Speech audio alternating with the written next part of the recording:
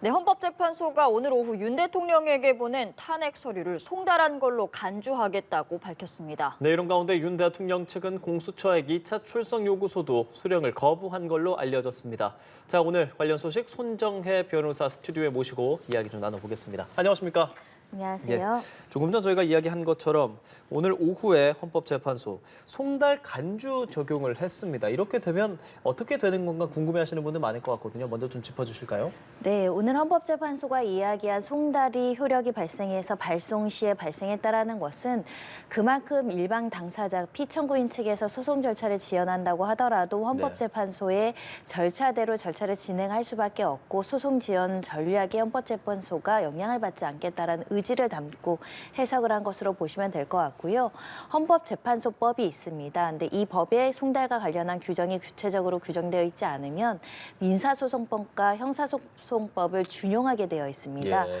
우리 민사소송에서는 송달을 받을 자가 교부 송달, 그러니까 직접 주는 송달로 받지 않는 경우에는 보충 송달이라든가 유치 송달을 할 수 있도록 되어 있고 특히 정당한 사유 없이 수령을 거부하는 경우에는 이 등기 우편을 발송함으로 인해서 송달할 수 있다는 규정이 있는데 이 규정을 적용해서 이미 수차례 보냈는데 받지 않고 심지어는 그 수령할 권한 있는 자가 수치를 거부한 경우에 해당할 수 있기 때문에 이 경우에는 송달이 됐다라고 간주할 수밖에 없다. 송달이 됐다라고 한다면 이제 헌재의 시간대로 관련된 절차가 진행될 수밖에 없습니다. 네. 윤 대통령이 지금 헌법재판소에서 보낸 서류를 받지 않는 게 오늘로 일주일째거든요. 지난 16일부터 헌재가 접수 통지, 출석 요구서, 준비 명령, 각종 서류를 보냈는데 일주일째 지금 확인이 안 되고 있는 상황이에요. 사실 전직 대통령들 탄핵소추 심판을 받았던 박근혜 전 대통령이나 고 노무현 전 대통령의 경우는 거의 하루 이틀 안에 서류를 받았다는 확인이 됐었는데 지금 일주일째 이렇게 받지 않는다. 지연 전략을 사실 쓰고 있다라고 이제 봐도 무방한 상황인 거죠? 그렇습니다. 지체 없이 수령을 해서 관련된 방어권을 행사하는 것이 온당한 모습일 것으로 보이고 국민들의 담화에서도 법적 절차를 피하지 않겠다라고 이야기했음에도 불구하고 서류를 송달하지 않는 방식으로 지연할 것으로는 사실 예견하기 어려운 상황이었기 때문에 현재에서도 좀 당혹한 기류가 읽히는 상황이었고요. 그만큼 사실은 대한민국 대통령으로서 국민들한테 당당하게 절차에 임하지 않는 모습을 보여주는 겁니다. 근데 이런 모습을 보여주면서까지 절차를 지연한다는 것은 첫 번째 이것이 탄핵 심판으로 가서 인용될 가능성이 높고 이것을 방어권을 행사해서 변론을 한다고 하더라도 기각하는 것은 상당히 어려운 일이기 때문에 시간을 조금 벌어서 여러 가지 변수를 통해서 조금 더 유리하게 진행하겠다라는 전략이 숨어 있는 것은 아닐까라는 생각을 하는데요. 하지만 헌법재판소는 정해진 기한 내에 이 심판 결정을 해야 됩니다. 기각이든 인용이든 180 안에 해야 될 것이고 더군다나 대통령의 어떤 직무가 정지된 국정의 공백 속에서 하루라도 빨리 결정을 해야 되는 어떻게 보면 무거운 책임감을 갖고 있기 때문에 단순히 서류가 송달되지 않았다는 이유로 계속 연기할 수 없는 부분이고 이렇게 답변의 기회를 주고 준비 명령을 통해서 여러 가지 서류를 제출할 것을 요구하는 것은 피청구인 측에도 유리한 측면이 있는 겁니다. 절차 참여권을 보장해서 하고 싶은 말, 반론을 제기할 부분, 유리한 정황을 다 제출하라. 제출할 수 있다라고 되어 있거든요. 답변서를 제출하지 않더라도 변론기일은 진행될 수 있습니다. 즉, 답변서를 제출하는 것은 피청구인이 해야 될 의무적인 부분도 있지만 본인의 방어권을 행사하는 것이니 이것을 포기한다고 한다면 결국은 피청구인 측에 불리하게 작용할 수 있습니다. 그렇군요. 자, 헌재 시간표대로 진행이 될 것이다라는 말씀도 앞서 해주셨는데 27일로 첫 변론 준비 기일이 이제 예정이 돼 있어요. 근데 윤석열 대통령이 사실 지금 변호인 선임계도 제출하지 않은 상황이라 이거 27일 가능할까 이런 목소리 좀 나오거든요. 준비 기일은 피청구인 측 없이도 진행될 수 있습니다. 헌법재판소법에 따르면 변론 기일에는 당사자에게 이제 출석을 통보해야 되고 당사자가 출석하지 않으면 다음 기일을 정해서 기일을 열어야 되고 이 기일에 나오지 않은 경우에는 이제 변론 기일을 그대로 진행할 수 있다 이런 조항이 있거든요. 그것은 변론 기일이고 지금은 앞으로의 증거 개혁 계획, 입증 계획, 어떻게 이제 절차를 진행할지에 대한 준비 절차이기 때문에 반드시 피청구인과 대리인이 참석하지 않아도 진행될 여지가 있는 것이고요. 다만 준비기일인 만큼 증거동의라든가 증거조사의 방법에 대해서는 피청구인의 의견을 듣는 것이 실질적으로 필요할 수 있습니다. 그래야 객관적이고 공정한 절차라고 여겨지기 때문에 만약에 첫 준비기일에 안 나온다고 하더라도 두 번째, 세 번째 기일에는 참석해서 피청구인이 제시하는 입증의 계획이 무엇인지, 증인은 어떻게 신청할 것이고 증거는 무엇을 제출할지를 입장을 밝혀야 실효적인, 실질적인 재판이 진행될 것으로 보입니다. 예, 이 헌법재판소의 변론 준비 기일, 첫 변론 준비 기일이 27일로 예정이 돼 있는데 이와 동시에 오늘 헌재가 브리핑을 통해서 윤 대통령 측에 27일까지 답변서를 제출할 것을 이제 밝혔습니다. 만약에 근데 아까 이제 답변서 같은 경우도 방어권을 행사할 수 있는 거다라고 설명을 하셨는데 만약 27일까지 답변서도 제출하지 않으면 본 심리가 좀 지연될 가능성도 있는 거예요? 아니면 상관이 없는 건가요? 네. 그 헌재법에 따르면 답변서를 제출할 수 있다. 그러니까 피청구인의 의견과 주장과 법리적인 부분을 반영해서 공정하게 판단을 해주겠다는 것이 탄핵 심판 절차의 기본 취지입니다. 예. 그런데 답변서를 제출하지 않고 나에게 유리한 주장을 하지 않는다고 한다면 이 청구인 측에서 제시한 자료와 헌법재판소가 취득한 직권으로 조사한 증거조사만으로 가지고 결정을 내려야 되는 것이기 예. 때문에 오히려 사실은 피청구인 측에는 불리하게 나의 의견은 반영되지 않는 채 진행될 가능성이 있고요. 그만큼 윤 대통령 측에서도 지금 아직 대리인단이 구성되지 않거나 구체적인 답변이 내용이 정리되지 않는다고 하더라도 그 절차 안에서는 한 번쯤 여러 번은 이 피청구인 측 입장이 나올 것으로 보이고요. 아마도 지금 대리인단의 선임계는 들어오지 않지만 지금까지 구성된 변호사들이 관련된 논리를 만들어서 지금 검토 의견서와 법률 의견서, 답변서를 만들고 있을 개연성이 굉장히 높기 때문에 추후에는 제출될 수밖에 없고 제출돼야만 일부라도 본인들의 목소리가 반영될 수 있기 때문에 아예 변호인 없이, 아예 답변서도 없이 진행될 가능성은 매우 낮습니다. 예. 이렇게 지금 헌법재판소 서류는 계속 받지를 않아서 이제 송달한 것으로 오늘 간주가 된 상황이고 사실 그래서 재판 지연 전략을 쓰고 있다라는 분석이 굉장히 많이 나오는 상황인데 오늘 윤 대통령 측에서 이렇게 밝혔습니다. 석동현 변호사가 수사보다는 탄핵 심판 절차가 우선이다. 이렇게 밝혔는데 이건 좀 의미를 해석해 볼 수 있는 말인 건가요? 이 또한 수사 절차를 지연하고 소환 불응에 따른 여러 가지 이제 방어 논리라고 보이지만 법률적으로 절차적으로 맞지는 않습니다. 즉 지금 재판을 받아야 되고 수사를 받아야 되는 사람이 그걸 선택할 수 있는 권한은 없습니다. 예. 재판 절차의 주도권, 그러니까 소위 말하는 지휘권이라고 하는데요. 마찬가지로 수사의 지휘권은 수사기관에 있고 헌법재판소의 절차의 주도권은 헌법재판소에 있습니다. 그렇기 때문에 그 우선순위라든가 절차의 진행은 전적으로 수사기관과 헌재가 결정하는 것이지 피청구인과 피의자 측에서 선택해서 이거 먼저 해주세요라고 할 수는 없는 것입니다. 네. 그런 면에 있어서는 변호인 입장에서는 지금 체포영장 이야기가 나오고 압수수색 영장들이 집행되고 있기 때문에 조금이라도 수사를 연기해서 시간을 벌려고 그런 논리를 제기하겠지만 많은 사건, 많은 재판부에서 정당한 사유 없이 수사를 안 받겠다고 했을 경우는 어떻게 되는지를 말씀드리고 싶습니다. 예, 그 탄핵 심판 절차가 진행되는 헌재로 저희 시각을 좀 돌려보겠습니다.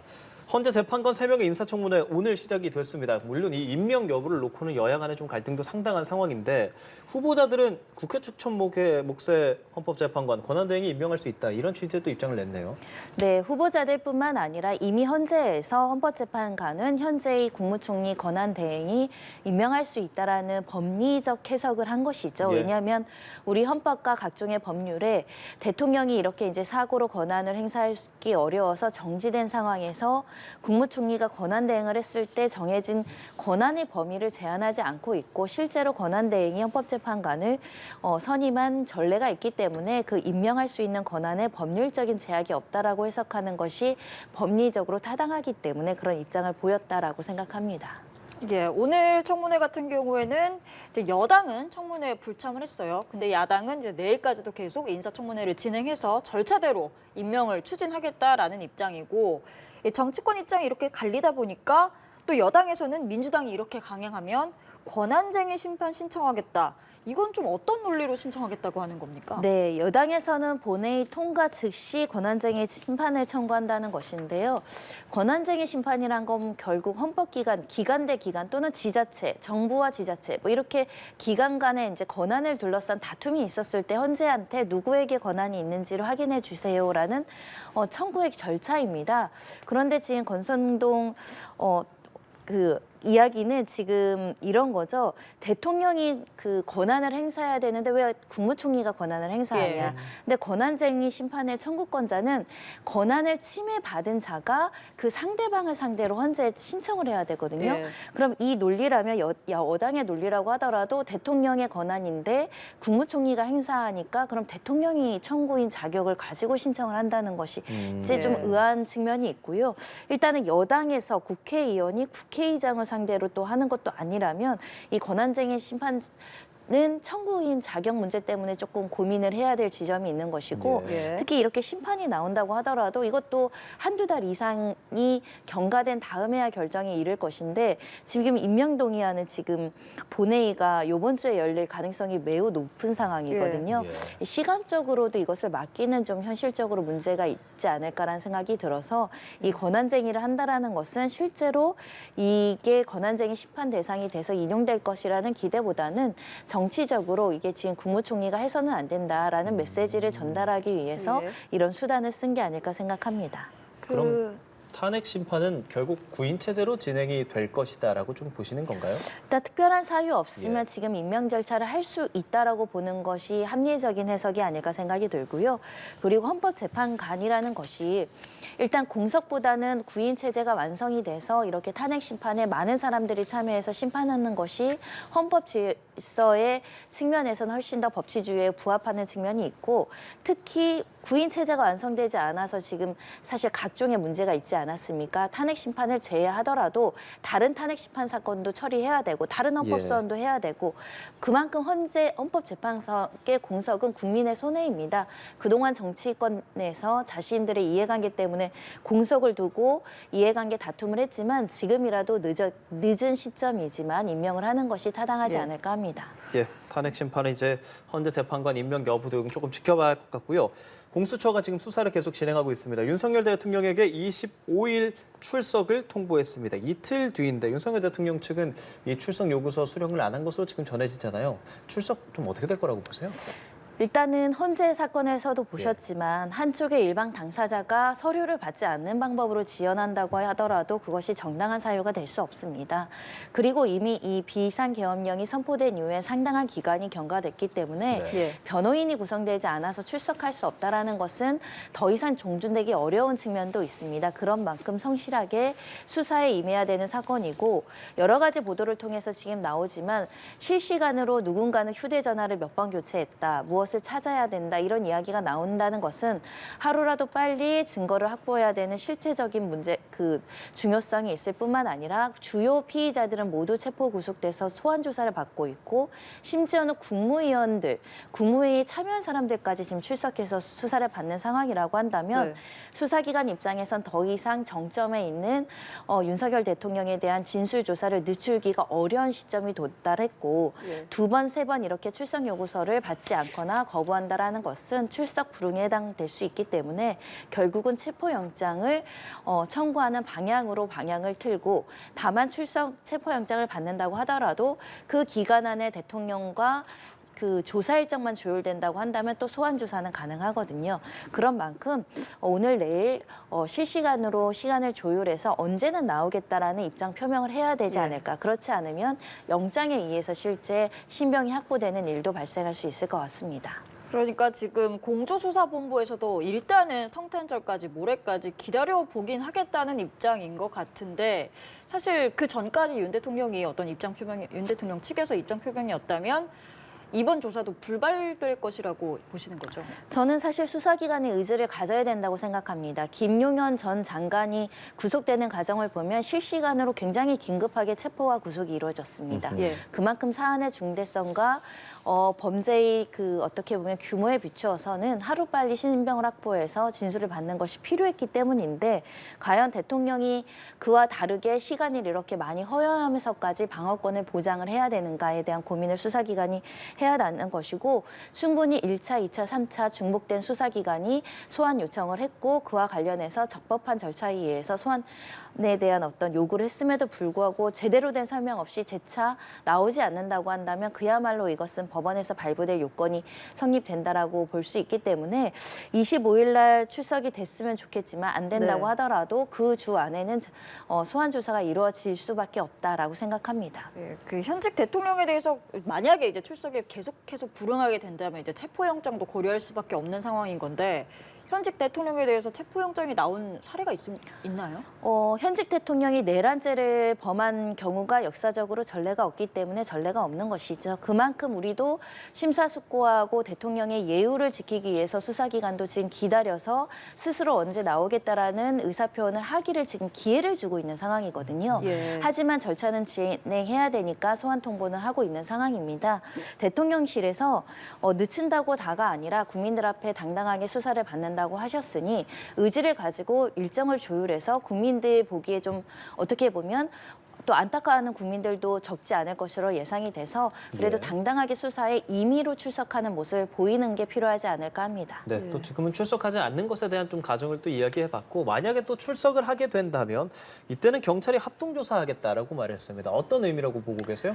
일단은 지금 경찰이 합동조사라는 건 현재 공조본이 마련되어 있죠. 여기는 네. 군, 검찰과 경찰과 공수처 인원들이 합동해서 수사를 하고 있습니다. 그런데 대통령에 대한 내란죄의 명확한 수사 주체는 경찰입니다. 공수처도 아니고 검찰도 아니고 경찰이 어찌됐든 내란죄에 대해서 윤석열에 대한 대통령에 대한 진술 조사를 해야 되기 때문에 이 경찰이 주된 신문을 진행하고 나머지 수사 자료와 관련해서 공수처나 검찰과 이제 합동으로 정보를 공유할 가능성이 있기 때문에 경찰이 조사를 한다라는 것이고 이 부분은 대통령 측에서 수사 주체를 둘러싸서 그 논란을 제기하고 공수처가 수사의 권한이 있느냐 이런 논란을 제기할 여지가 있기 때문에 경찰이 직접 수사를 한다라는 입장이 나온 상황입니다. 예. 그리고 이제 오늘 보도된 내용에 따르면 윤석열 대통령의 일반 휴대전화죠. 비화폰이 아니라 휴대전화를 이제 경찰이 확보했다. 공조본에서 당시 휴대전화를 확보했고 통화 내역도 확보했다고 들었어요. 좀 유의미한 내용들이 나올 수 있을까요? 휴대전화 자체를 압수수색한 것으로 보이진 않고요. 통신영장에 의해서 일반 전화번호는 있으니까 통신영장에 의한 통신 내역이 이제 확보된 것으로 보이는데 네.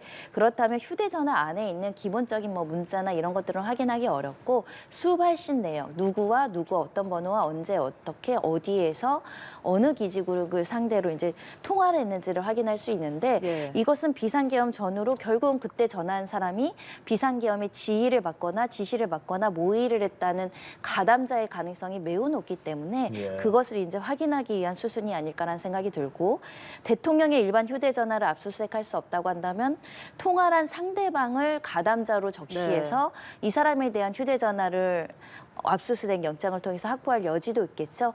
그렇기 때문에 지금 내란죄의 기본적인 계획과 모의와 가담자와 그 주요 행위자들을 추려내서 범죄의 증거를 찾고 있다라고 말씀드릴 수 있습니다. 네. 예. 휴대전화를 바꿨다라고 전해지잖아요. 지금 말씀하신 게 휴대전화 자체를 압수했다기보다는 이제 내역을 조사한 거잖아요. 그러면 휴대전화 바꾸기 전에 뭐 그런 통화 내역까지도 어느 정도 확인할 수 있는 것으로 보입니까? 네, 전화번호는 있기 때문에 예. 통신영장에 의한 수발신 내역은 이제 1년간 확보 가능하니까 한 달 전 바꾼 내용도 확인 가능하다라고 말씀드릴 수 있고요. 네, 통화 내용만으로는 그냥 일상적인 대화를 했어, 계엄과 상관없는 이야기를 했어라고 주장했을 때는 또 반박할 증거가 필요하겠죠. 그런 만큼 결국은 휴대전화 자체를 압수하는 게 굉장히 중요하기도 하고요. 요즘 같은 경우에는 상대방 측에서 실시간으로 녹음 기능을 사용해서 대화 내용을 녹음해 놓을 가능성이 그렇죠. 있습니다. 그래서 그 내용, 구체적인 지시를 육성으로 증거를 삼는다면 이것은 강력한 스모킹 건이 될 수 있기 때문에 경찰은 이것을 찾는 것으로 보이는 것이고요. 이 지점에서 이미